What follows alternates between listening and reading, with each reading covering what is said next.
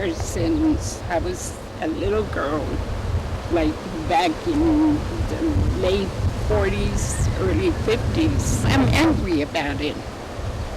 Very angry about it.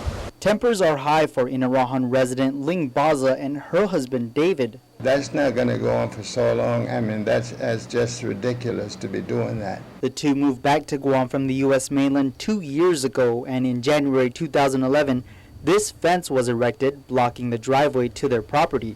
The only alternative is for the Bazas to drive on this community basketball court the village youth play on daily just to get home. That creates a definite problem in that, as we go through the court, you're always waiting for one kid or another to come out and be hit.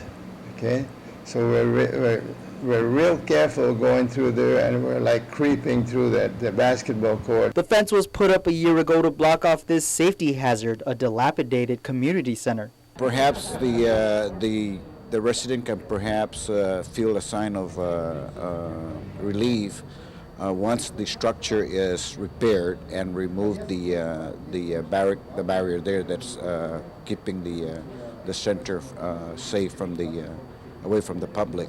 Inarajan Mayor Franklin Taidagui says funding has been identified to restore the historical building, but as for when restoration will begin, he says that remains unknown. The residents realize that they are landlocked, and I know that the law can authorize a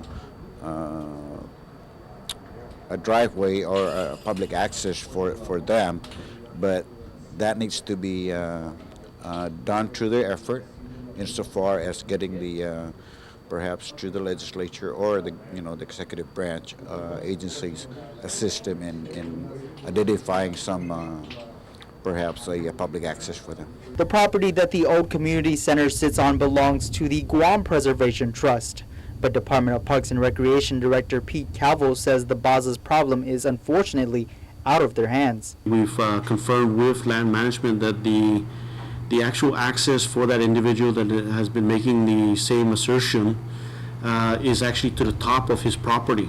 Atop Mr. Baza's property is the basketball court area.